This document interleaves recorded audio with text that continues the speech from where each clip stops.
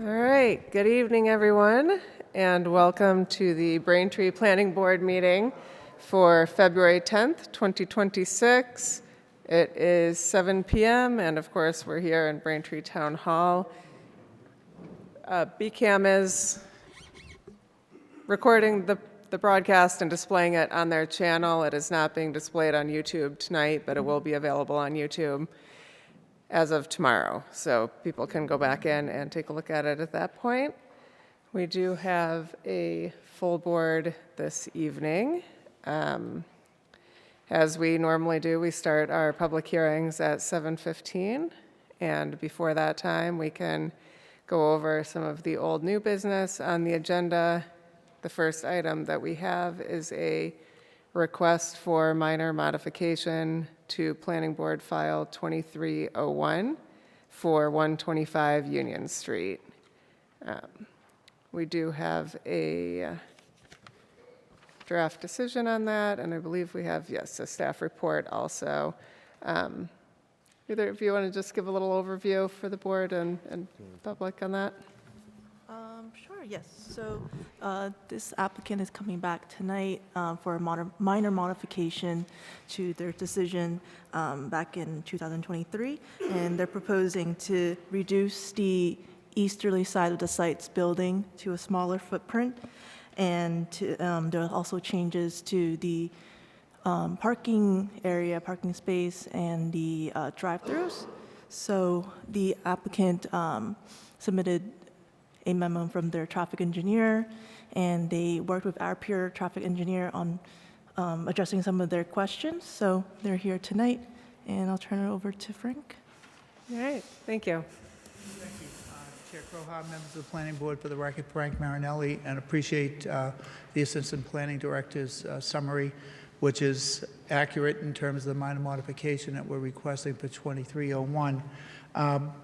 It's being requested by Torrington. Just as a way of background, Torrington's one of the region's premier developers of commercial and multifamily residential, and they have a portfolio of several $100 million in properties.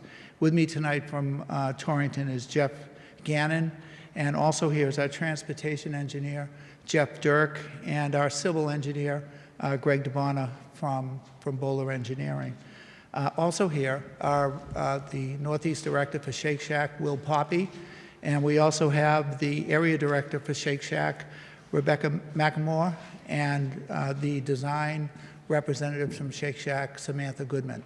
So at the conclusion of our PowerPoint, we'll be happy to answer any questions with the team.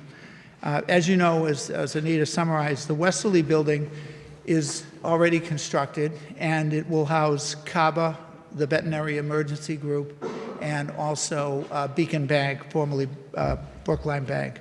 And so we're requesting minor modification to adjust the approved easterly building for the premier brand of Shake Shack. The approved easterly building is reduced over 35%, reduced by about 1,800 square feet from the prior approved Chick-fil-A building. And weekday vehicle trips, as summarized in Jeff's reports that you have, are reduced on average 52% as compared to the prior approved Chick-fil-A. And notwithstanding that, all of the off-site improvements that were requested by the town in 2301 original approval in December of 2023 are being performed, even though there's substantially less traffic, 52% less on average, from the use that was intended with Chick-fil-A. And even though we have a much smaller building, Torrington has already spent about $1.2 million in the intersection, redoing the entire intersection. And I think they did that pretty seamlessly for the big job that it was for all of us residents who traveled through there. So just briefly going through the PowerPoint, this is the minor modification as stated. That's a design of the Shake Shack building facing the parking lot, attractive, neat, clean lines. That's the edifice that would face Union Street, where we have the pickup window.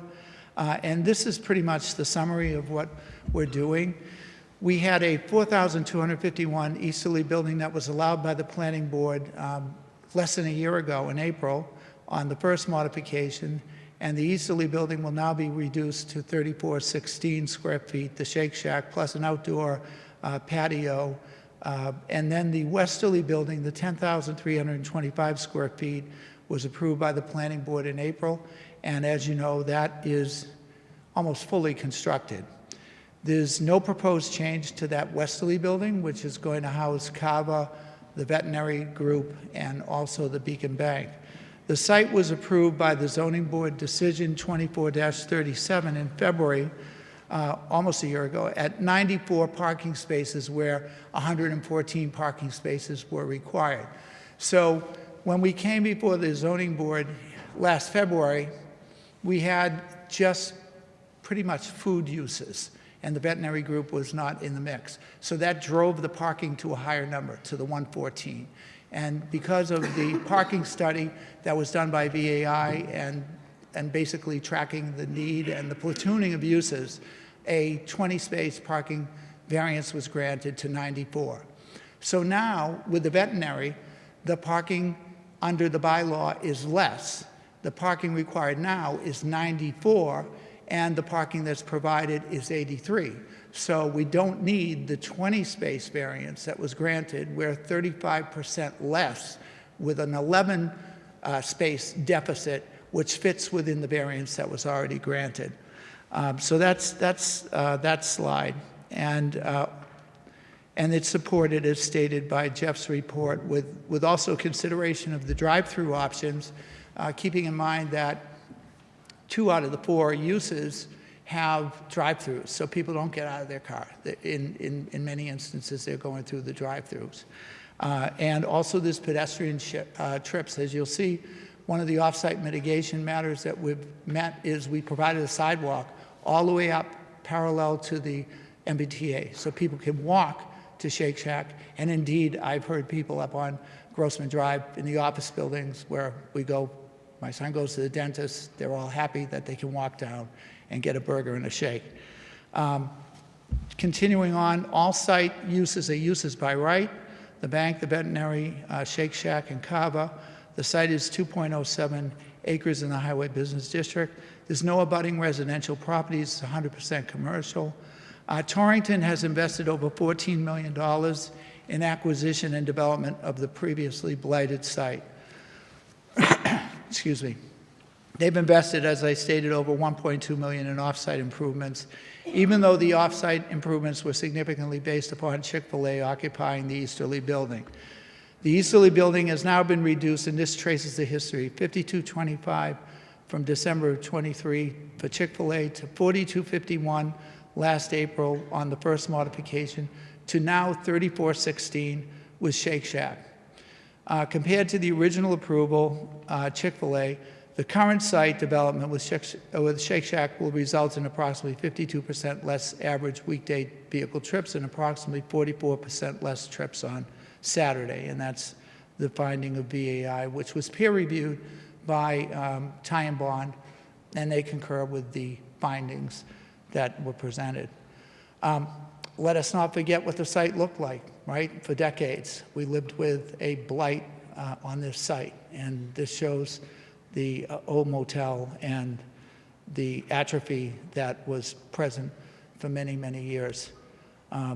There it is coming from the Union Street Rotary, and here it is pretty much abreast of the old hotels at the intersection.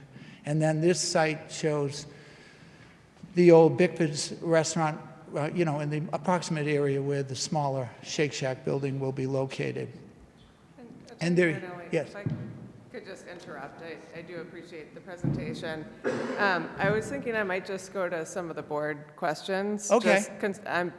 From my perspective, I'm looking at it as meeting the parking requirements now that you have the variance, and so it's really just whether or not the modification meets adequacy of the parking lot. So we do appreciate the information, but and then that way, if there's questions, we can answer them at that point. But Member McCamey, do you have any questions or comments?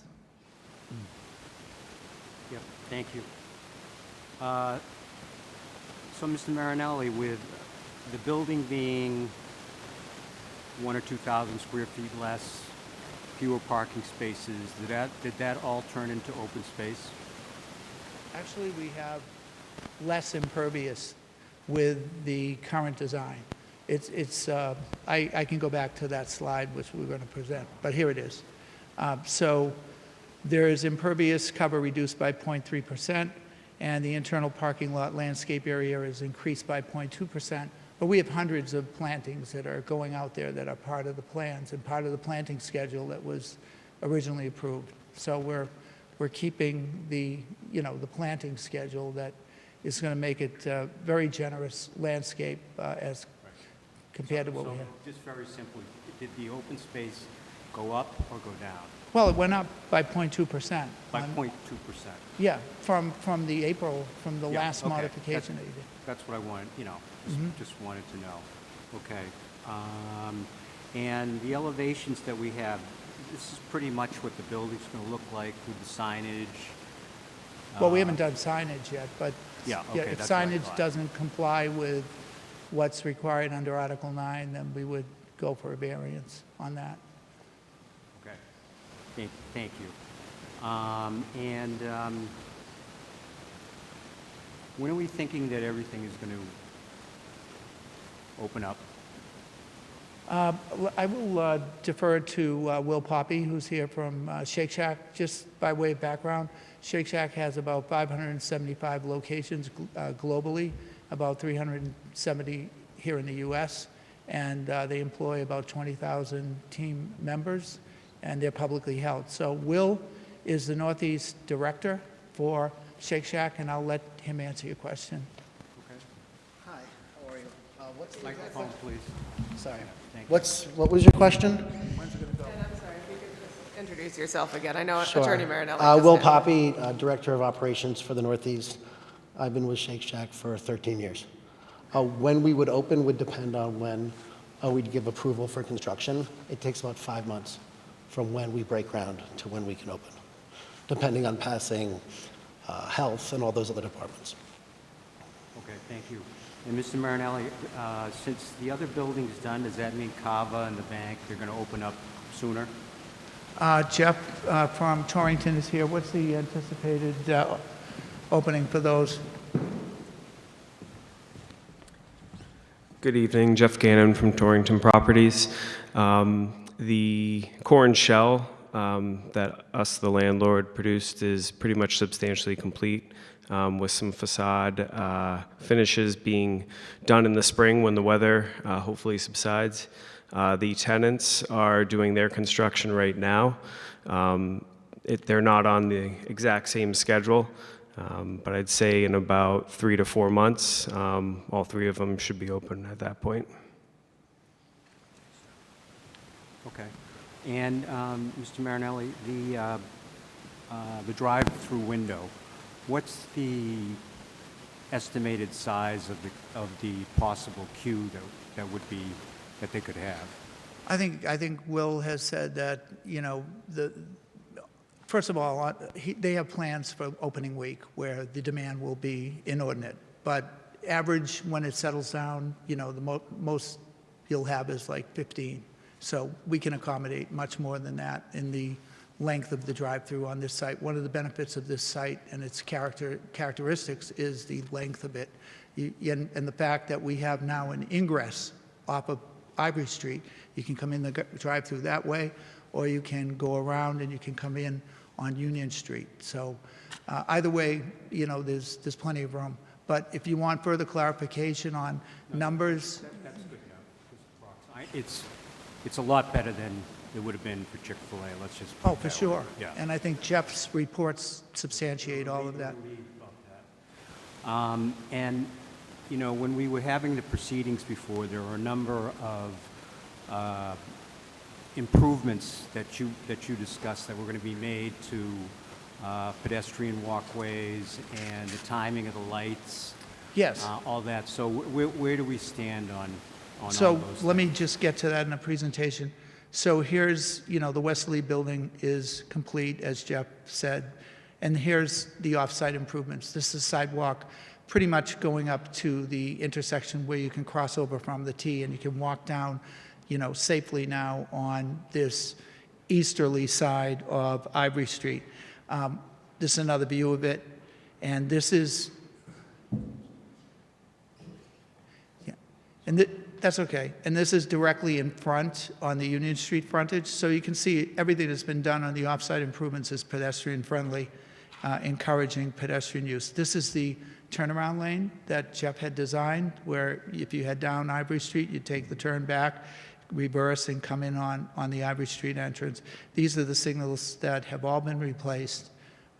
All of the off-site improvements that Torrington did with little disruption through the months. Yeah, and what's the, again, I'm sorry, what's the status of the, I believe you're going to make some changes to the timing of the lighting for the pedestrians. I'm just wondering, has that been done? Not yet. And we're 90% complete. All of the signal equipment is installed. We cannot activate the pedestrian signals until the crosswalks are in place.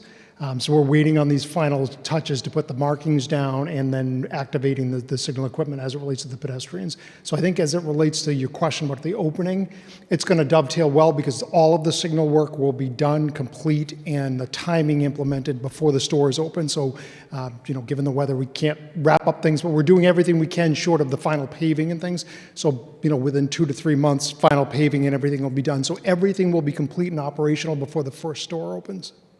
Will you monitor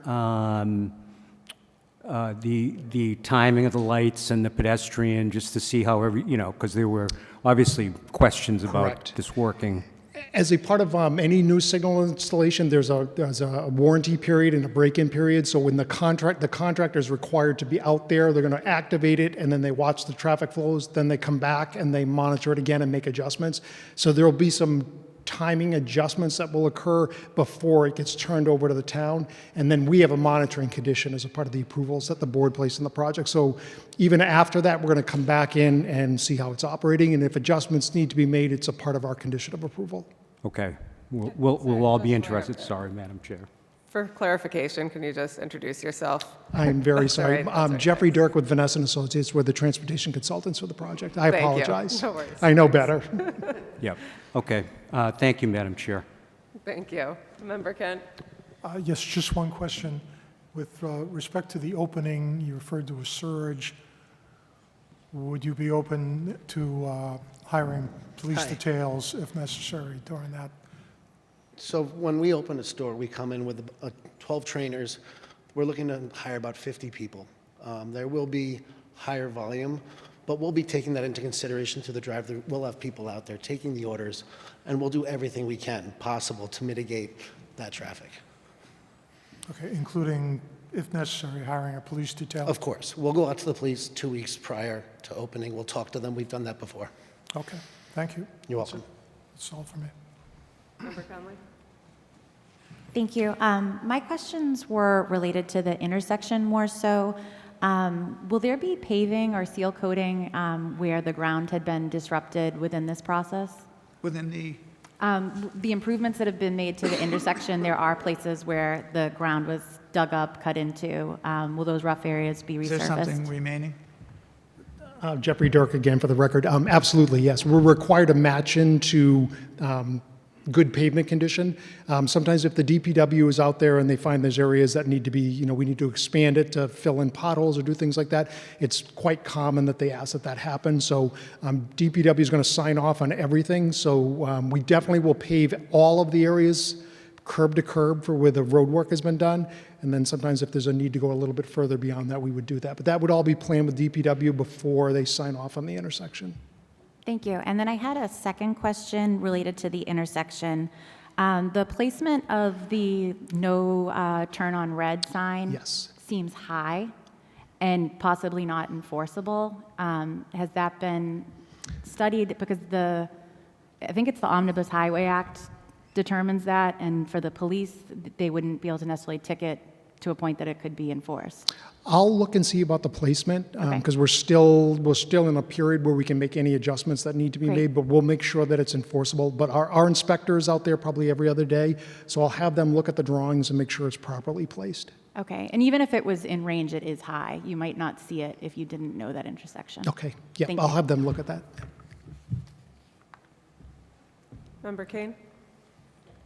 My only question was, so the parking, we're going from 93 to 83 or something like that, is that right? And is that still meeting the needs for the site at that reduced Yes, number? and there's a report on that, on Yep. the sufficiency of the parking that was peer-reviewed by Greg Lucas from Ty and Bond, who I think is also here and available for questions. But taking into consideration the uses, the fact of the drive-throughs, the fact of pedestrian access as well, and the fact that the required parking has gone down. As I said earlier, when we had the last modification, it was all factored as fast food, and since then, we've had 5,410 square feet taken by the veterinary use, which is less parking intensive and demand under our bylaw.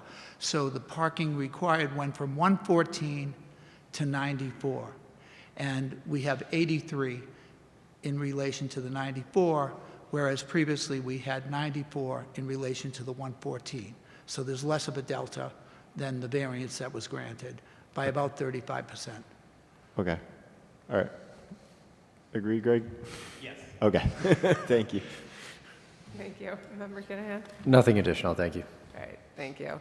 And I don't have any questions. I do just want to say thank you to Torrington for continuing the commitment to the upgrades on this site. I think a lot of property owners would have come in for a modification request, and whether it would have been granted, we would have had to go through all of the what-ifs with the site, and it is a tough site. So I do just want to say, as Member McCamey said, I think this is a much better project, and I appreciate all of the upgrades that are being put into that intersection also. And thank you for the information. I don't have any questions on the request for modification.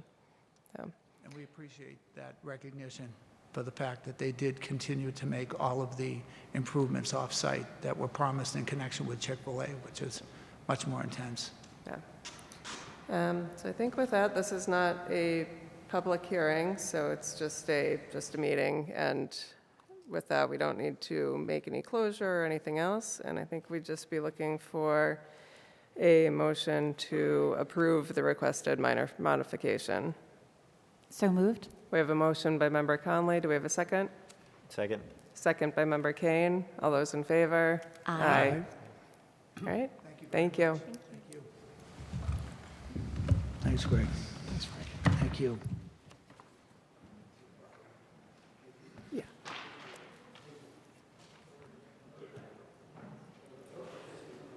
Are we talking about the fees tonight? Sorry. 1 second.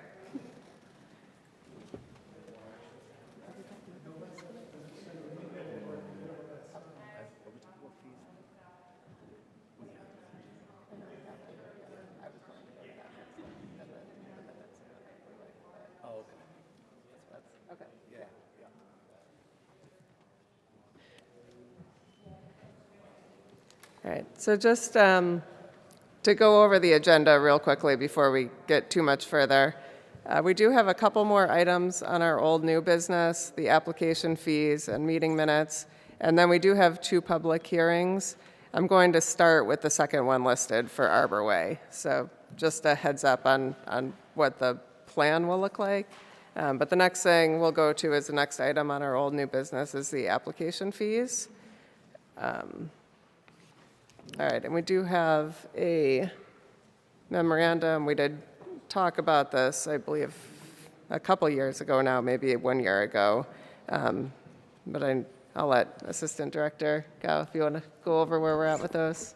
Yes, so Peter and I, we worked off of what the previous assistant director and director worked on the application fees. The application fees were last updated in 2015, so it's been due for an update. So as part of this review, we reviewed the fee schedules from the abutting municipalities, including Weymouth, Quincy, Randolph, Hingham, and Milton, and we just adjusted the proposed fees a little bit. In here, included in the packet, there's the red line fee schedule that shows the changes, and also a comparison table with the fees as current, as proposed, and compared with Quincy and Weymouth. So I'll just do a brief overview of the proposed fee. I'm not going to go through every line item, but there are slight increases in the subdivision fees to be so they're being comparable with the surrounding communities.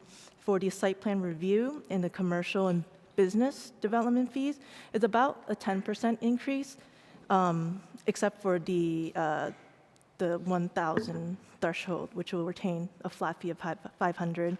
For residential development, it mostly remains the same. The only changes is to the 1 to 2 development to a 500 flat fee. For the use special permits, it has been just a flat fee for $375, and those applications are like really the use changes and the applications that don't require any site work. But this doesn't really reflect the time that we would need to review these applications. So we're proposing to increase it from a flat $375 to $375 and $125 per 1,000 square feet of the use area, with a maximum of $5,000. And there are also new fee categories. We don't currently require fees for minor modification requests and for as-built requests. So we're adding those in. And then lastly, we heard from the board about concern where there are applications that are completed prior to receiving planning board approval. So we added a fee that they will be required to pay a penalty fee to equal double the normal application fee. And so this work, we've been working with the mayor's office and also the new economic development director to make sure that we're in line. So now we're presenting it to the board today when we can answer any questions. Great. Thank you very much. Thank you for all the hard work on it. I don't have any questions. My only comment just has to go with the use special permit fees. I think the fee's appropriate, but I think one of the things that we've talked about, and I know things are a bit hectic at the moment, but taking a look at the special permit uses in the future to see if some of those are better classified as of right uses, because it seems like there's some that could be just where if you're a business coming in, that might end up being a lot when it's not really necessary in the scheme of what we're trying to accomplish. But as far as the fees themselves, I think that makes sense. Member McCamey, questions, comments? No? Member Kent?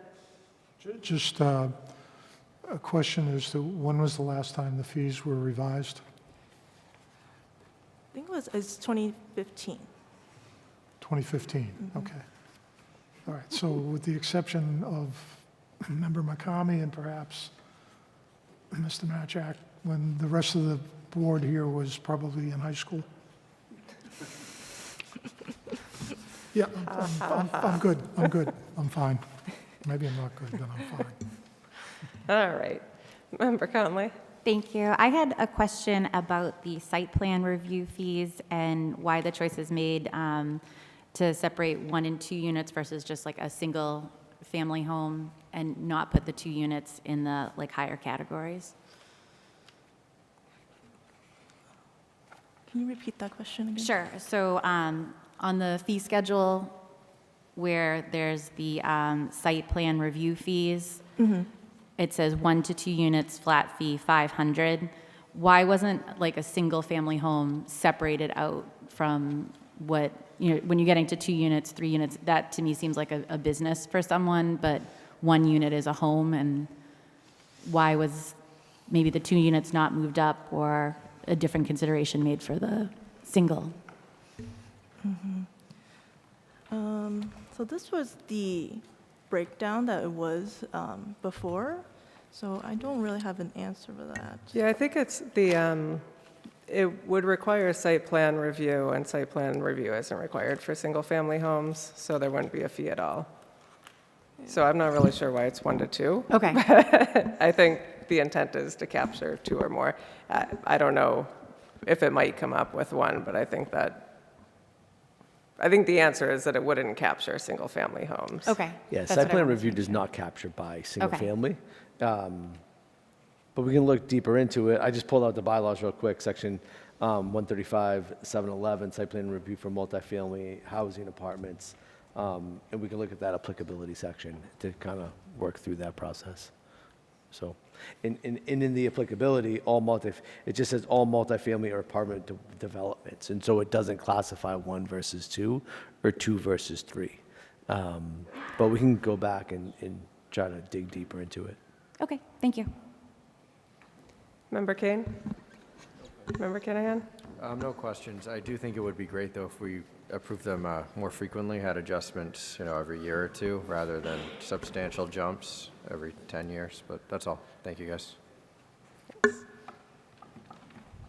Okay, so what do we need?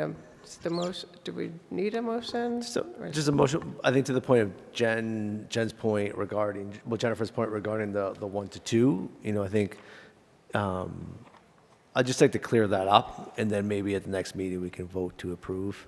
And then then they would go into place. But that is the process. Okay, Okay? sounds great. Thank you.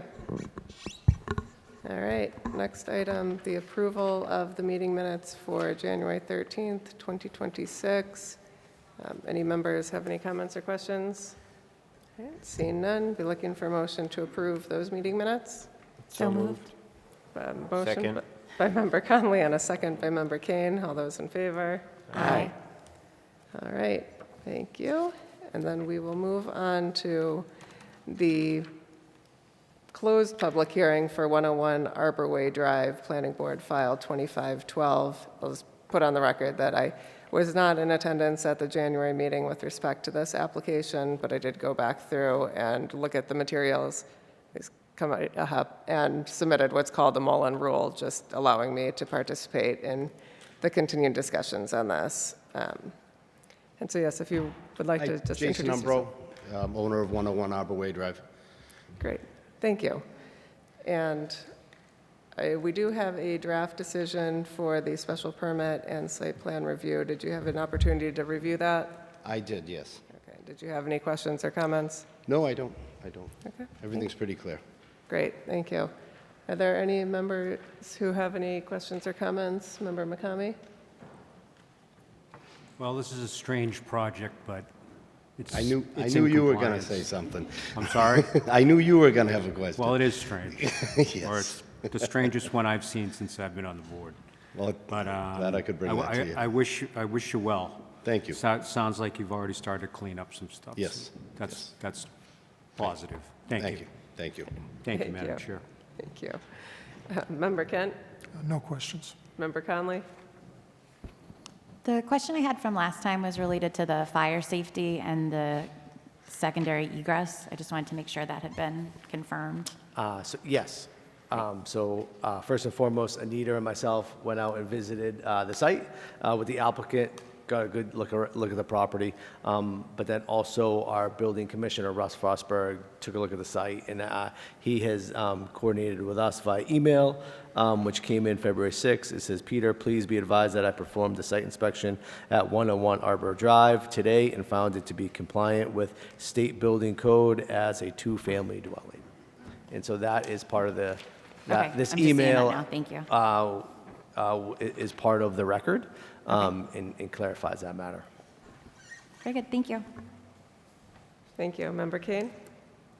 Good luck. Thank you. Member Kinahan? No questions. Okay. All right, well, the public hearing was already closed, so I think we're just looking for a motion on the application. So motion to approve the special permit and site plan decision in accordance with the draft decision. So moved. We have a motion by Member Conley and a second by Member Kane. All those in favor? Aye. All right, thank you very much. Well, thank you very much. I'd like to add, it was a pleasure to work with the planning board. They fantastic job, and this was a pleasurable experience. I appreciate it. Not many people say that, thank you. Well, it really was. I was nervous, but it was very great. I appreciate it. I appreciate all the help. All right, take care, best of luck. Have a good one. Okay, and next and last on our agenda is the continued public hearing for 10 Plain Street, Planning Board File 2506. And I do see we have the applicant team here, so I'll let them take it from here. So Frank Marinelli for TCR, and since the last hearing on January 13th, Madam Chair, members of the board, we've had work sessions with the staff concerning the findings and the mitigation and the reasonable conditions for the by right development, and we'll continue with that. And tonight, just really four things that Mark Baranski and Emily White are here from TCR going to address. First, we've been before the Conservation Commission. That's nearing completion. SLR has done their floodplain work. We've got couple of slides on that Mark will go through, and then we're going to discuss the MBTA, the Diagnostic Team Review Report, which was finalized on January 30th. And then thirdly, Mark has a construction timeline, and as supported by the peer review, the adequacy of the Plain Street ingress-egress to handle the gradual occupancy of Phase 1, while Maher ingress-egress is temporarily limited to construction vehicles for Phase 2. And there will be an emergency lane as well that we'll show you tonight. For safety, it would be imprudent to commingle the Phase 2 construction with the limited residents of Phase 1 that will be gradually occupying during the Phase 2 construction. And that's also been confirmed by the peer review on comment 33, that even at full build-out of Phase 1, the Phase 1 can operate sufficiently with Plain Street ingress and egress while keeping Maher for that time period just dedicated to construction vehicles, except for the emergency lane, which will be provided. And finally, Mark will discuss the sidewalk improvement plans that we have, and also the playground area adjacent to Plain Street. Thank you. Good evening, Chair and members of the board. Mark Baranski, Trammell Crow Residential. As Councilor Marinelli told you, I'm going to just kind of walk you through some of the recent work we've been doing in concert with the town and in response to questions from the board. As I think everyone was aware, we were working with the town and trying to close out the boardwalk work, and that required SLR, who worked for the town and also is working for us, to update their base flood elevation, which is quite pertinent to whether construction is appropriate in certain areas. As is noted here, SLR has confirmed that the project is not going to be creating any adverse impacts on the bordering land subject to flooding. And in fact, in the interest of caution, the assumptions for the base flood elevation are 2 foot higher than what is indicated, which is a resiliency approach that is quite conservative and also will comply with likely the final FEMA findings. Concom has accepted these findings and will recognize this new BFE in the project's order of conditions. So we believe this item is closed, but again, we're available for questions if there are any. If you like, we can address questions on a point-by-point basis, or we could do them at the end. It's really your preference. While you're addressing this, if I could ask you a question. Sure. So when you say that you are 2 feet above what you might expect the floodplain to be, does that mean that the foundation of your buildings is 2 feet above that floodplain, or? No, I apologize for the lack of clarity. What we're proposing is that the targeted floodplain elevation, we have added 2 foot dimensionally, topographically up, elevation-wise, from that to create a greater variance area. None of the structures are anywhere actually, frankly, near the adjusted BFE or the BFE itself. So other than, I should say, clarify that some of the bridge abutments may be in that area, and that was intended and part of the approvals from the past Concom iterations, but all new construction will be very, very clear of the flood elevations. Okay, so all construction won't come near what would be the floodplain? Yes, with the caveat that there is an outflow, and this is, Concom is aware of this, there is at least one outflow, which will outflow underneath the boardwalk because it can't outflow above the boardwalk. That would create a concern with water running onto the boardwalk. Right. And that is a known issue that we have intentionally addressed in that fashion. I was concerned about the buildings Yeah, themselves. no, the buildings are Yeah. very, Okay. very clear. Thank you very much. Yes. Thank you. Any other members have questions on this point? No. Okay, thank you. Thank you. With regard to the Hancock crossing and just broadly the DTR, as was noted, was finalized in the past couple days. Effectively, do you want me to kind of refresh everyone what the DTR is, or are we all comfortable with that? Good? Okay. So I guess the kind of the big takeaways are that, and I believe this might tie back with some conversations Planner Matchik has had fairly recently, in coordination with the MBTA, it appears that we will be getting emergency access across the old Armstrong, Cork, Hancock crossing. It will have gates and other structures. It will be solely for the purpose of emergency vehicles. There will be no pedestrian access nor nor resident car access. As you can see, there will be some signage reinforcing that. Perhaps most importantly, for purposes of building the bridge, is the MBTA will allow temporary construction access, which is obviously a fairly important part from us because building a bridge from one side of a river is quite challenging and in fact, quite difficult. Sorry. Are there any questions on this component? So the bridge that won't be completed before the construction of the two buildings in the back, 4A and 4B? The bridge will be completed before we can start. We'll be building the bridge fairly early in the process. It will be complete before we'll be pursuing certificates of occupancy for the buildings on the west side of the river, which we're referring to as buildings 4A and 4B. All right, I'm just trying to keep the sequencing straight. Thank you. Actually, I can show you something. I'll show you next some sequencing. Okay. This actually might help a bit. I know there were questions in the past about sequencing, and I don't think I was terribly clear in conveying it well, so we chose to present a little schedule. And as you can see, we're kind of have site plan approval, the process we're in right now, going through Q1, and then we anticipate land and loan closing.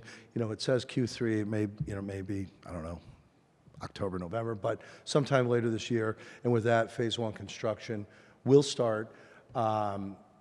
Phase one construction, for clarity, is buildings 1A and 1B, buildings 2, buildings 3, and then buildings 4A and 4B. Those buildings, if I got more granular, will generally be delivered 2 or 3 months in a lag. So building 1A will be delivered in, we think, about 15 or so months. Building 1B will lag 2 to 3 months, and then so on and so forth. The bridge will be being built while these early phases are underway, and then it'll be done, and then we'll be fully underway on construction on 4A and 4B at that point. 1 year after we close on phase one, we will close on phase two. And it's noted, I believe, it's roughly noted in the schedule here that's in front of you. Phase two so there'll be an overlap where we will have phase two construction. And again, as Councilor Marinelli mentioned, construction vehicles will be accessing the site from the Mahar. But there'll be a solid 3 to 6 months when we'll still be building buildings 1A and 1B. So, building the phase two will be 3 to 6 months underway prior to any certificates of occupancy on the first phase buildings. I hope that didn't make it more complicated. So you're not going to have 400 units We will not, correct. I guess emptying onto Plain that's the big Street takeaway, yeah. before, okay, yeah. Yeah. Yeah.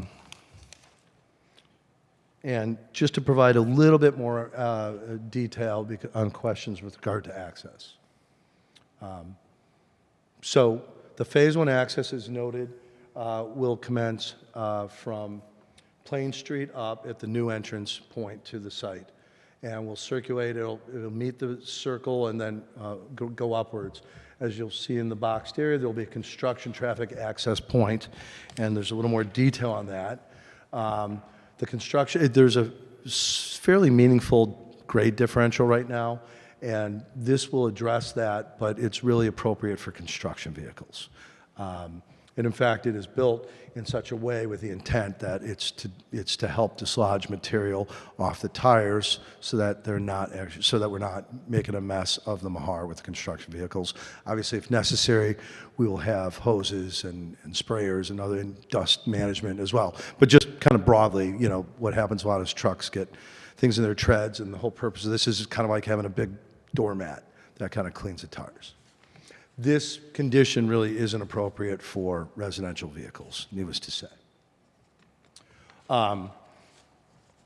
As I think I mentioned some time back, one of the issues with Phase 2 is that we don't have access to that Phase 2 land until we own it. So with regard to cars using that point off the Mahar, well, we won't own that land for a year. So that was kind of one of the issues that was a bit of a concern for us. However, our residents won't be, in the first couple of buildings, won't be occupying the site until 3 to 6 months after the Phase 2 construction started.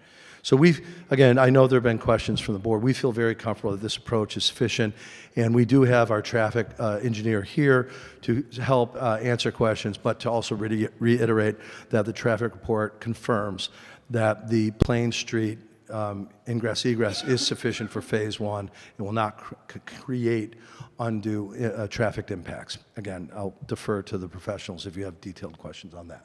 And if I could stop you there, I think, you know, part of the, and I'm sure this comes from part of the findings about the access points, but I think the main part of the issue is not so much the access during construction, but what happens if something changes and for some reason Phase 2 doesn't go through, and then Phase 1 is fully occupied and there's never a Phase 2 and there's never a second entrance. So I think that's the bigger concern. Yeah, we fully expect Phase 2 to occur, but to the extent that Phase 2 is delayed or does not occur, TCR does have the right to grade out that transition area to make it appropriate for residential vehicles within the access easement, and that is an issue that was addressed in the sale contract with the land seller. It is not, you know, it's good to have these things in. You don't want to have to use them, but we do have that right to, and certainly would do so if necessary. Okay, so if we were to make a modification to the way we were looking at it as far as the Plain Street entrance and egress is fine, but if you don't close on Phase 2 within some particular 2 years or something, then you need to create a second. Yeah, I think that's very appropriate. I'd want to think through that, the timing interval, just to think through all the issues that we would want to bring to, I'd want to think it through before I'd commit to the time interval, but certainly the concept in and of itself is quite appropriate. Yeah, no, and that's fine. I don't think 2 years is certainly not a magic number. It's just thinking of something. So, okay, thank you. All right, thank you. Oh, yes, hold on, Member McCamey? Yeah, no, I just want to follow up on the chair's comments. I see here that you put in a contingency, you will conduct traffic monitoring. Yes. If there are issues, you'll present solutions to the planning director, really to the planning board. So my question is, you know, you've got residents, they're using Plain Street. What happens if Plain Street blows up? What's your backup plan? Are you going to hire police details to control the traffic? What's kind of your backup thinking? That's a great question. I don't think I have an answer for you right now. I think there's an array of options. Certainly, traffic, controls with the police is one of those. That's probably not one of the first ones we'd anticipate. I mean, if it helps, I would probably defer to our traffic engineer, who may be able to comment on that. I think the contingency idea, this was to give comfort that if it felt like we'll be doing active traffic monitoring, and that will be a tool used by the town and by us to assess the condition. But it's a good question about, what are the solutions? I don't really know. I'm not a traffic. I think we need to, have something active in the conditions. The first thing that's going to happen is the mayor's phone is going to blow up, and you're going to have pandemonium down there, which some people are already thinking we're going to have. So that's why I think we need to be proactive. Sure. And think of some stuff. And just in case. I believe we might have some ideas. Yeah, for the record, Robert Michaud with MDM Transportation Consultants. So, as a point of context, to remind the board, even at full occupancy of Phase 1, including buildings 4A and 4B, we're looking at volume at the Plain Street driveway for left turns, which is really the critical movement, of about just over 1 per minute. That's 75 vehicles an hour. And the analysis very clearly indicates that nothing's going to blow up. That's a very manageable number. Even if the variability in that number went from 75 to 85 or fluctuates, it's not going to change the finding of the study, which is that driveway will sustain very modest delays. There will be virtually no real impact to through traffic flow on Plain Street itself. But to your point, as individual buildings are coming online and monitoring is being undertaken, and you're quantifying what actually happens at the driveway, one of the potential outcomes of that would be adjusting the signal timing, for instance, at Plain Street and Mahar, where we're introducing additional vehicles for that left turn movement, particularly in the morning, to go as part of the commute. Our analysis shows that really shouldn't be necessary because the signal itself works quite well below capacity. But that's the type of outcome that I would envision monitoring would be looking at with more detail. So what are the actual volumes at the driveway? What are the actual operations at the signal? Is there excessive queuing? If so, the remedial action would be to adjust the timing in a way that allows or frees that signal up in certain peak hours. The use of police details and such would only be required if traffic were orders of magnitude greater than what are estimated in this traffic report, which was subject to peer review. We do dozens of these projects literally every year now. We monitor projects regularly as a result. There's not a single instance or any of the projects that we've been involved with where things have gone sideways, so to speak, or have been ordinarily different than what was predicted in the reports. I'll also point out that the reports are based on 7 years of growth. There's a lot of conservative assumptions built into the analysis to begin with. And where this is, day 1, year 2, year 3, the actual volume conditions that exist in that area are going to be lower than what was actually used in the report to do the analysis. So there's a lot of belt and suspenders on this. And I think we're comfortable professionally saying that full occupancy of Phase 1 will not create the need for any specialized traffic controls at that driveway. It will be controlled for emergency vehicle access purposes so that we have 2 means of access and egress for emergency vehicle access purposes. That's fundamental. But operationally, day-to-day, vehicular travel here is not going to be an issue, but will be monitored carefully with the potential outcome of signal retiming, for instance. Right. Thank you. I want to say it's not that I don't trust your analysis or your expertise or any of that. And we do have some experience, of course, with the registry being there. And many of us in this room have driven by when there's, it's not easy to get in and out of. So I'm not saying that. But, we have to look at the worst case scenarios. And we have to plan for this community, right? and for the people who have to get to work and school and so on and so forth. And, you know, they're concerned, all right? And no amount of numbers is going to, you know, assuage them or any of this. And all I'm saying is you better be prepared. If something blows up, if something happens, you're going to have to do something. So be, you know, good Boy Scout, be prepared. And we cannot have, you know, these major routes get, you know, fouled up. So, you know, all due respect to your expertise, but we're looking at reality here. And let's see what happens when reality shows up. So, anyway, thank you, Madam Chair. Thank you. Member Kent? Can you go back to the previous chart there, the timeline? Yeah. So I'm just trying to figure out on that, when the Mahar Highway would be available to the public at what point on that chart? Q1 29. First quarter 29. So when Okay. first units deliver for the second phase. Okay.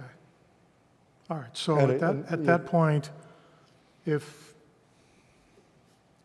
phase one is 62% occupied, that would be about 240 units, not 400 emptying onto Plain Street, Yes. roughly. Roughly, yeah. Okay. And then as phase one filled up and as phase two was completed, the access to Mahar Highway would be open at that point. Yes. So it's not 700 units onto Plain Street at any point in the process. Correct, yeah, correct. And I think that was a point that I did not convey terribly well at a prior meeting, that, you know, the way that we've sort of staggered the construction and also staggered the various egresses really will soften these impacts. And again, with the gradual lease up of the buildings, it isn't as if a couple hundred people are pulling out of Plain Street day one. It's going to be a gradual process. I mean, from a leasing perspective, as developers, we would like it to be more abrupt, but it won't be. It'll be 15, 20 units per month, and it'll figure itself out. And your estimates of the absorption rates are based on experience with other Yeah. projects? Okay. Yeah. And these are premised on about 20 units per month, but seasonality matters. So particularly in weather like this, that wouldn't really be the case. And, in the spring, which is generally a very good season for leasing, they may be a bit more. We've outperformed on other projects, but we've underperformed. So 20 feels right for the size of the project. Okay, thank you. Will it be indicated on the streets to leave the space open at those drives so that traffic isn't blocking the people from coming in and out? Like the traffic crossing. So that I understand your question, are you talking about the parking spaces nearest the driveway at Plain Street? No, like if you were traveling on Plain Street, Yes. is there something to indicate as you're approaching the light not to block the entrance to the property? Yeah, that's not necessary on Plain Street. We are contemplating something like that at the Mahar driveway when it does open. We don't believe, and we haven't seen the vehicle queues extend to that point from Plain Street along Mahar, but the way to handle that in design would be to provide a do not block the box marking. That's proposed, and that could be easily implemented. Back to monitoring, even at that point, if vehicle queues are extending or regularly getting close to where the driveway is, there's the ability to adjust the signal timing to address that by time of day.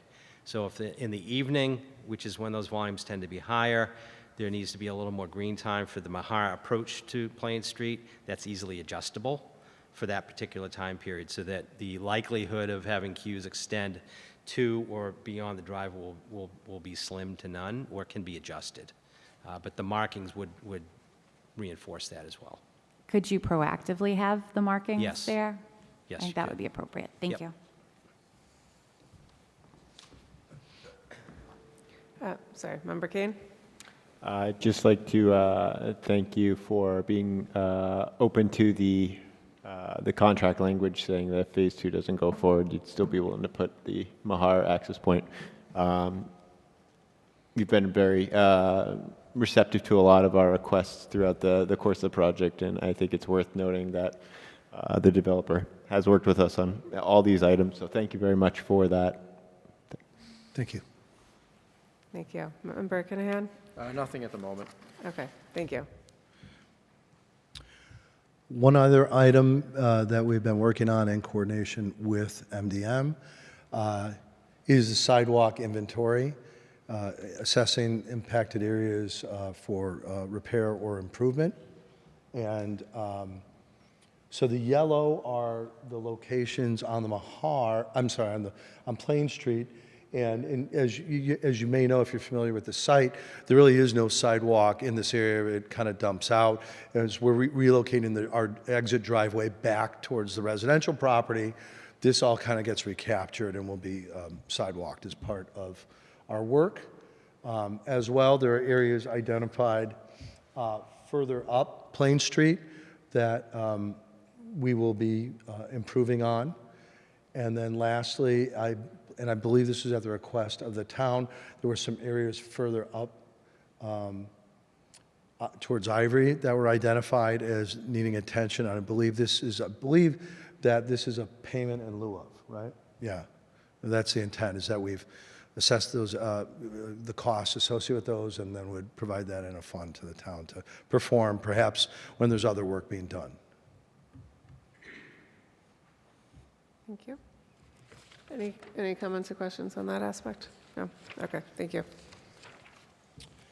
I believe there was just there was some interest in understanding a bit more about the public playground and how that would work. You know, and so it's worth throwing the caveat out that this is, you know, we're very conceptual right now. There's much that will be figured out, but I think this is a good example in coordination with our landscape architects, Copley Wolf, to figure that out. Some ideas on what the playground could look like. The location is fairly iterated. It is near Building 1A, and it is quite close, as you know, to the river and the boardwalk entrance, which is just across the river. Yeah, again, here's a little bit more context for that. Things that have come up and I believe have already been sort of iterated but are worth noting. There was a question about public parking, and what we will do is we will sign 15 spaces near the playground, and they're noted in red on the plan. They'll be marked and basically said available for the public from, you know, I was going to say dawn to dusk, but, you know, 7:30 to 6 p.m. After that point, it's sort of, it's, you know, ideally, it's probably people are done walking, or maybe not, but, you know, our residents may then need those spaces, but really the idea is to make this available to the public for that period of time. There was a question about restrooms, and we thought that kind of the best solution was to create access to the restroom facilities that are already going to be in our building. Again, there'll be signs kind of communicating those times of availability for people. This feels like a very reasonable resolution. We met with the hearing warden, and he made, or at least one of them, there's three, I guess, made a request for some designated parking near Building 4B, which is proximate to the fish ladder, so that he can go and do his fish counts and other work. So we've agreed that kind of the same idea, I guess in this case 9 to 5, it would be, you know, there'd be a sign indicating parking for the hearing warden from 9 to 5, otherwise then available for our residents. We've also, you know, there are some questions about access, which we're kind of working through with the hearing warden for scenarios where they have to perform maintenance. Those, I think that's kind of pretty easy to figure out, and they'll get resolved over time. And lastly, we don't have a location per se, but we are accepting some form of historical marker that we'd probably coordinate with the local historic commission to be placed on our property, but on the area of the walk path that is oriented towards the public as well as our residents.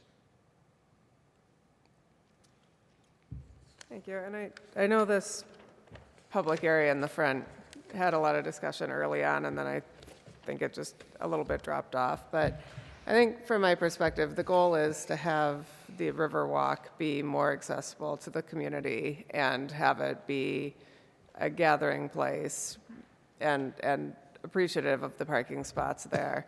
I obviously was the one who suggested the playground there. I guess my point is I'm not married to the playground, but I do like some public amenity. I don't really think the food truck, I was having a difficult time seeing how that would continue to work in the future. But one of the things that I had discussed with planning staff, while I know that you were doing a lot of meetings with the town and working through different aspects, was, whether there was an adult fitness area or some other type of amenity that made sense. And I just wanted to reiterate, as we're thinking about this, that, I was envisioning with a playground something a little bit more open and more seating than what's designed. I don't know if modification, I've been distracted trying to find the site plan so that I could see a little bit more clearly how much space was available there. And anyway, I haven't really been able to find it. But I guess the point is I wanted to bring up for discussion whether there was any other options there, whether there was more seating, more of a community feel that made it feel very welcoming as both a landing place and a extension of the Riverwalk to make it more accessible to the community members. I think we're certainly open to those conversations. I think we took away the guidance that a playground was sort of the idea, and that's what we kind of ran with. When you think of where this location is, and you're right, there isn't a site plan that makes it, well, this kind of gives a little context. And in fact, the playground is noted there. To create the connection to the boardwalk is always going to be a challenge because the boardwalk commences on the other side of the river, across the bridge. I believe there are view lines from the playground, although as you go north of the playground, it fills in pretty quick.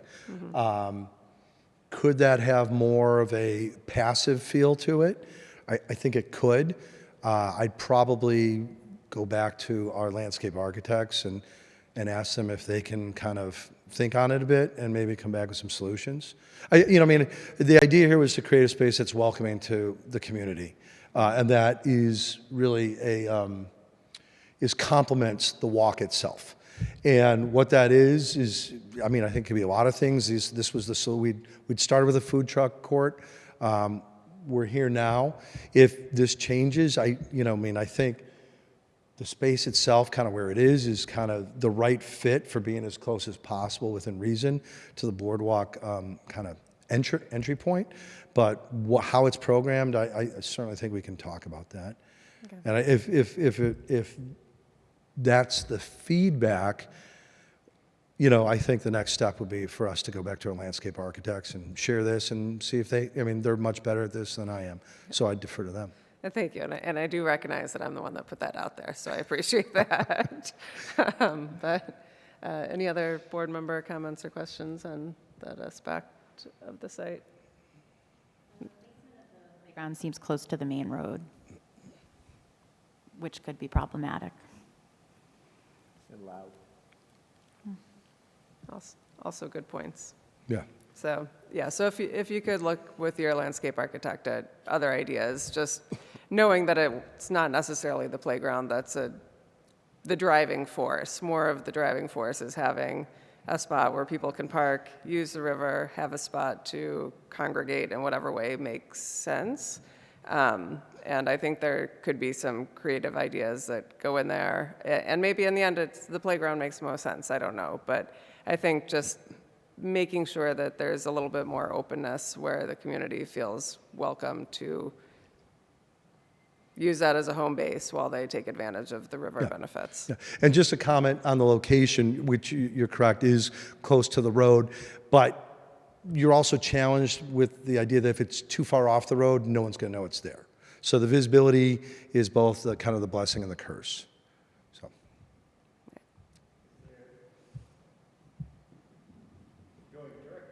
everything you just said. The herring area, it would be tucked away, but I don't know if it opens up in the final plan. Like, is there a way that you walk to the end of the path and then, you know, as the kids are playing and looking at the fish in the ladder, and then also maybe able to play, I don't know.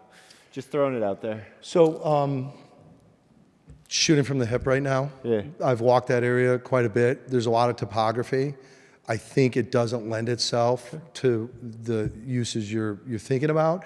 It's also, again, if you're talking about an area that feels like it's really available and Could not be welcoming, further.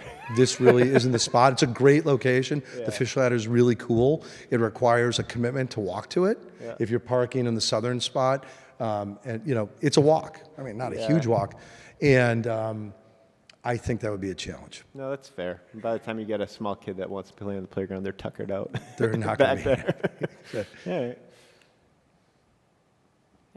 Thank you. I think we can move on if you have other I slides. think that was the last slide, but Okay. I'll check. Let me double check here. Yep, Okay. sorry. That is the last, oh, I went too far. Yeah, that's the last slide. Okay, great. Thank you. That was, sorry, just going through. Did either of you have anything at this point to add in where we're at in the discussion? No, I just know of it, since the last meeting, Anita and myself, we've been working on developing draft findings, which were circulated to both the board and the applicant. There were some comments made. Chair, you added some comments regarding the findings in red that was circulated. We're working with the applicant. We've had for the last 2 Fridays, we've met to kind of work on the quote-unquote mitigation. We've been working with departments through the mayor's office. So that conversation is continuing to kind of move forward. And I think we just need to kind of work a little bit, work some of the details out, and obviously there'll be more to be kind of put forward soon.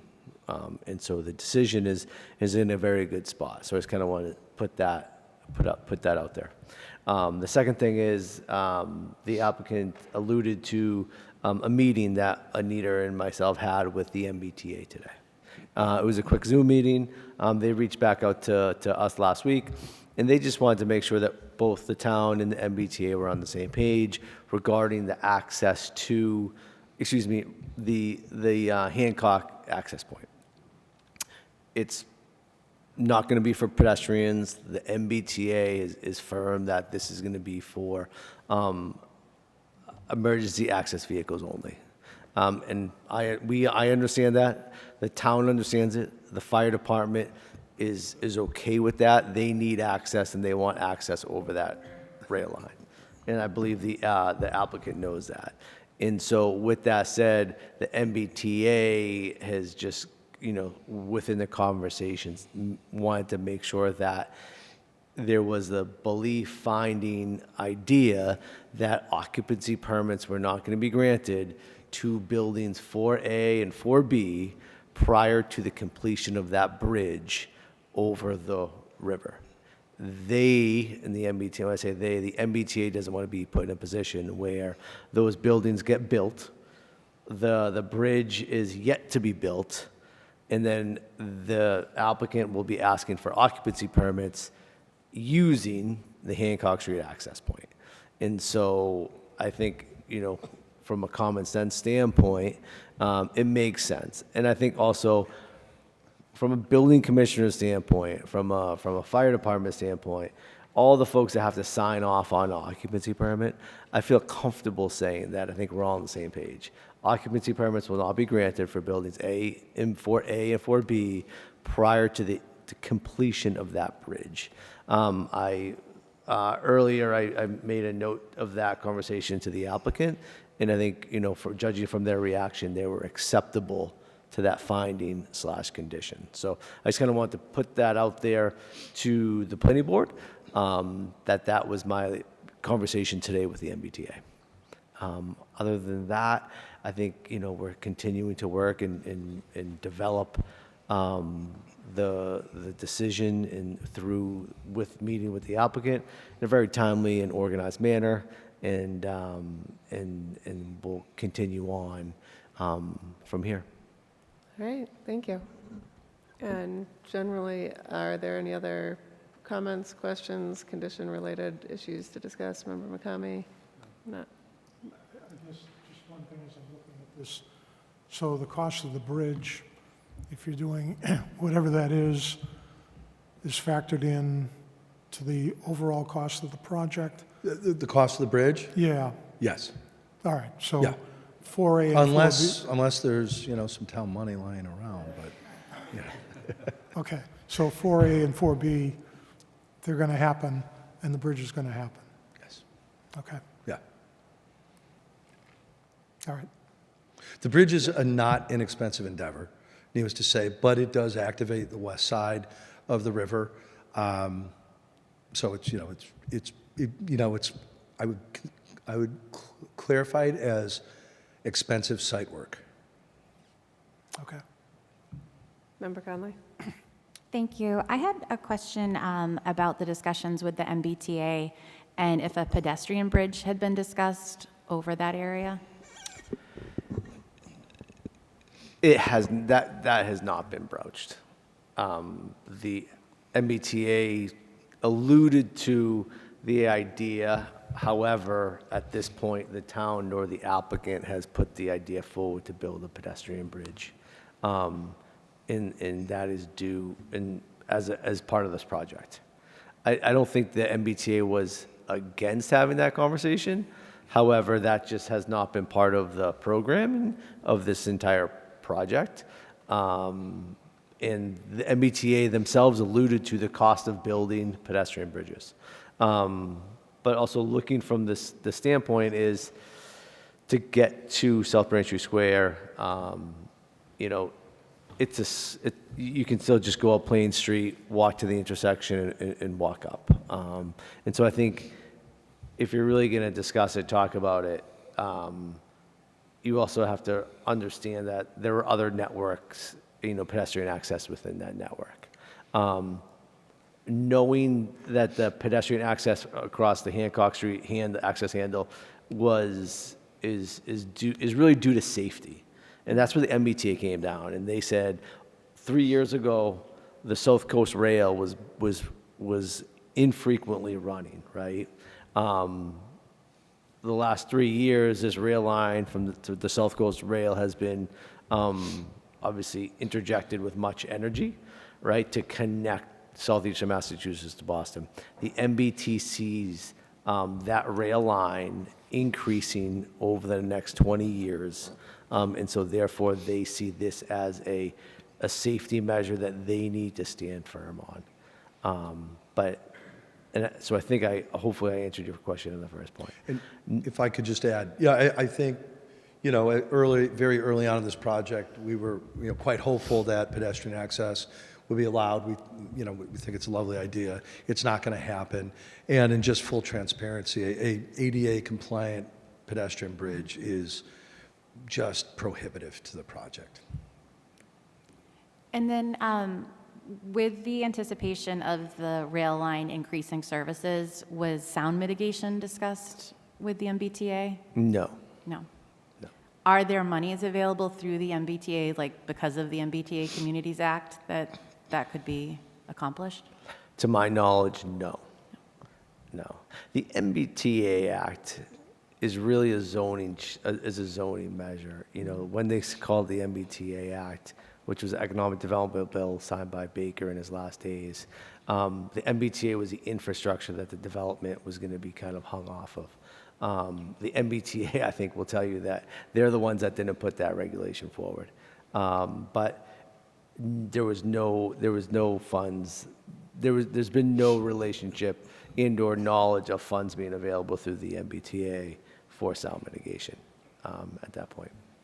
And then do you have plans for increased sound mitigation for those sides facing the rail line?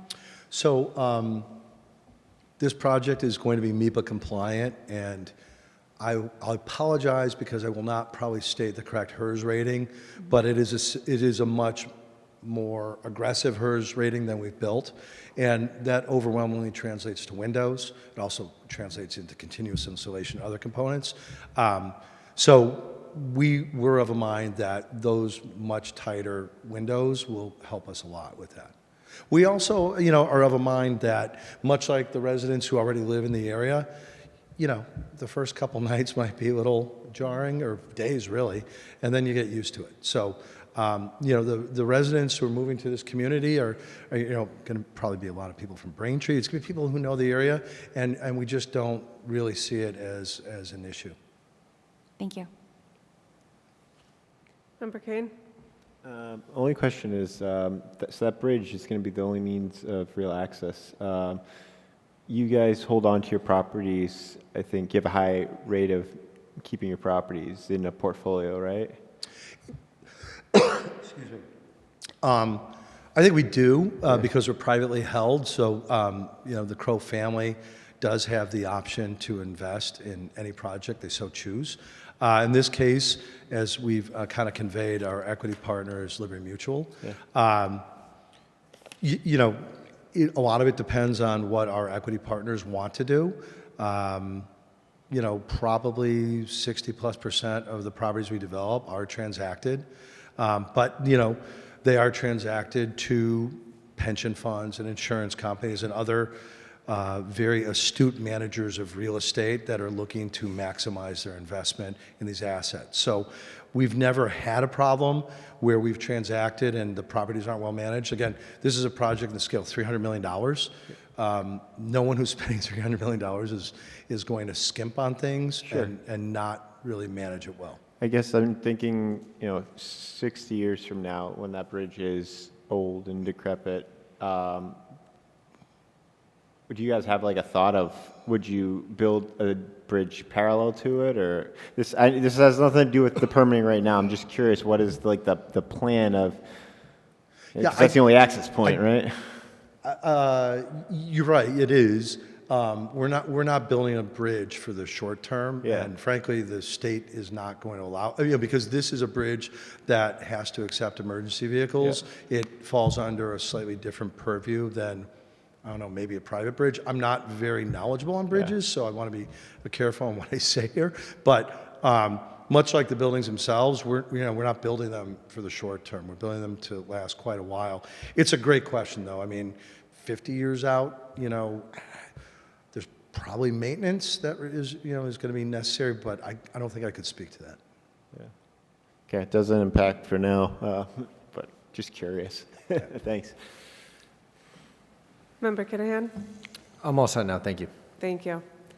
All right, thank you for the presentation. I don't have any further questions. I appreciate the updates on some of the questions that had been out there. This is still a public hearing. If we have any public that would like to comment on the project, just please remember to introduce yourself.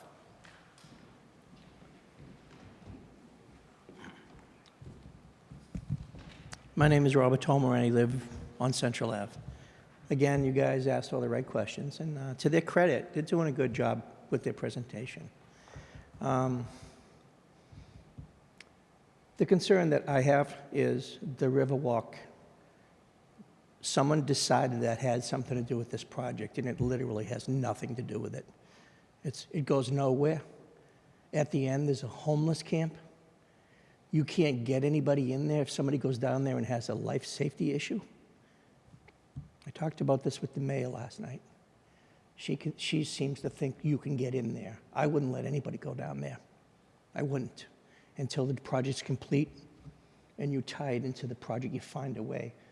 The other thing is, without the original, when this started, a lot of the residents came and issued their concerns, and they were pushed away for whatever reason. Now it's me.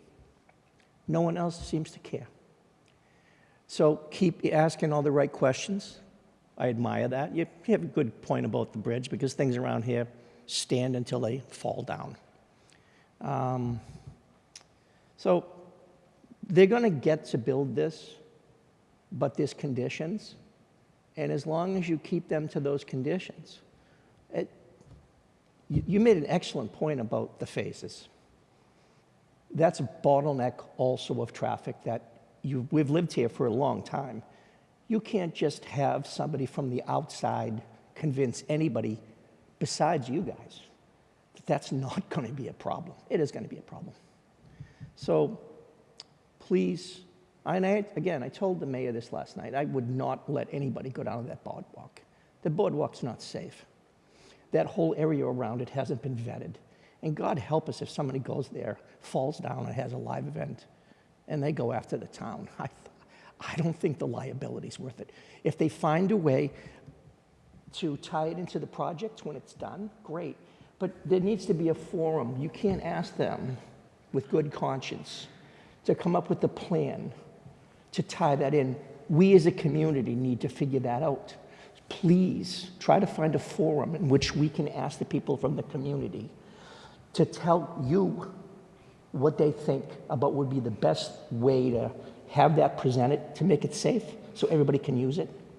And then eventually go to these gentlemen because they want to do the right thing. I know they do. And find a way to tie it in. The points that you made, Madam Chair, were excellent because you were just trying to figure out a way to not just have the MBTA Community Act just like lord over everything. So compliments, okay, to all of you. You asked all the right questions. You're doing a really good job, Peter. You guys, I do respect it and appreciate it. But that, please, don't recommend anybody go down there. That's not safe. I don't even know why somebody thought that was a good idea. We're on the hook for it. We're responsible for it. When they're done doing what they're doing, when we can figure out how to tie it in with the community's help, then we can work together and figure it out. Does that sound reasonable? Mr. Jones, are you mainly concerned about the back being enclosed and essentially the closed down site or the front or Well, I've gone down aspect it. of I that? took my dog for a walk down there. It stops and then it goes into a construction area and it goes to the fish ladder. And I don't want to tell you what I saw on the bridge. And then there's two 20-yard dumpsters that are open, and there's homeless people that live there. When I went around trying to get votes, I talked to some policemen that go down there all the time. They're called down there. I can't imagine sending someone down there and bothering those people. They're down there because they want to be left alone, not because they want company. They're there for a reason. If you didn't know that, you've been so informed. I've been down there. I haven't seen them, but I've seen, there's evidence that people live there. I wouldn't want to bother those poor people. They're down there for whatever reason.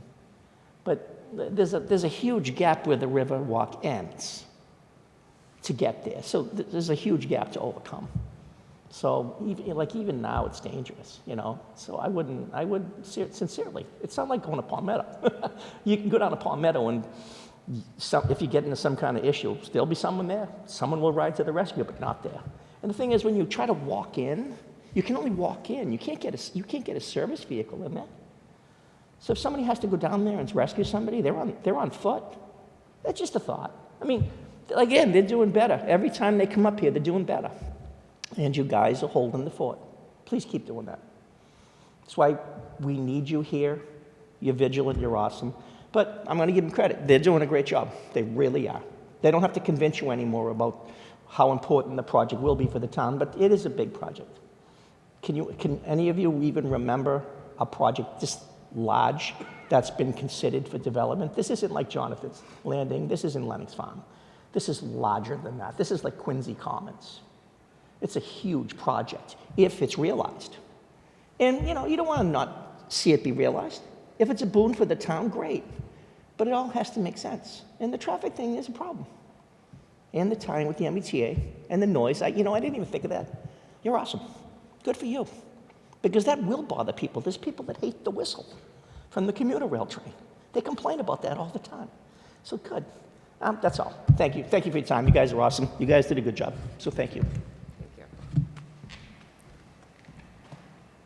you. Okay, so I think we have a couple next steps. The first one being that we do need to put together the draft decision and the conditions and then come back to discuss, vote on those, see if we need more information. one issue that's come to my attention is that the scheduled March meeting, we are slightly short on numbers. I think we have Member Conley and Member Kane, who are both going to be missing that meeting. So there will be 4 of us who've participated. That we could either go on the scheduled date, we could look and see if there's any other options available for March, we could look at April. I don't know if you've had a chance to discuss the logistical part of it with the planning department, or if you have any. I think the planning director just made us aware of that, so, excuse me, we will work with whatever date works for all the board members, whether it be later this month, this being the 10th, we could still try to do something, or early March would be preferable. So whatever works for the board, we'll make ourselves available. And we'll be having work sessions in between. Okay. Oh, go ahead. So the next meeting is scheduled for March 10th. As my understanding, Member Conley and Member Kane are not available. To move the meeting back 1 week leads us to St. Patrick's Day, which, Member Kent, you will be away. Is that correct? I'll be away the 17th. The 17th. So my next date I would propose is March 3rd, which would be the first Monday of the month. Excuse me, the first Tuesday of the month. Thank you, Anita. I believe that's when we could move the meeting to. And then, however, this room, correct, Louise? The room would be available. So if we weren't meeting here in this auditorium or forum, we would have to move to another date and/or be upstairs in the Johnson Chambers. Okay. All right, so first things first, let's see if people, so March 3rd I could do. I don't know, Member McCamey, how close? Okay, so March 3rd, Member Kent, Member Conley, yes, Member Kane, Member Kinahan. Okay, so it sounds like we'll set a special meeting for March 3rd. We do have to keep the March 10th date, correct? Just, I mean, that doesn't have to do with this one, but we can't just move the March meeting, right? Or can we? We can? Okay. Yeah. Okay.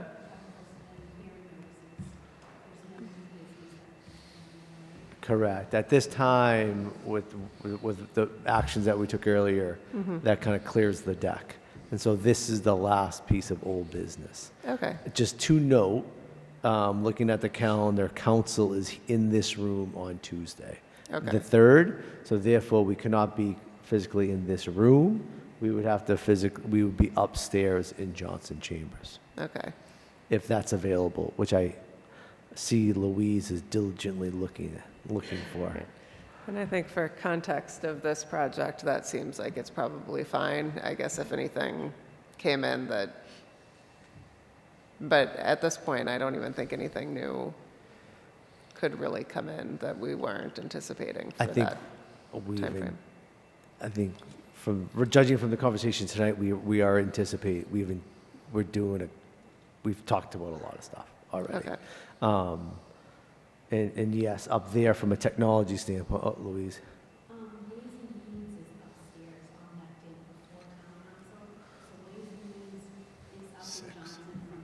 At 6 o'clock, it'll be available by 7. So we could, Would Wednesday the 4th be available in people's? Okay, so the Cahill's available Wednesday, the 4th. yeah, I could have a conflict on the 4th. I could do Monday the 2nd.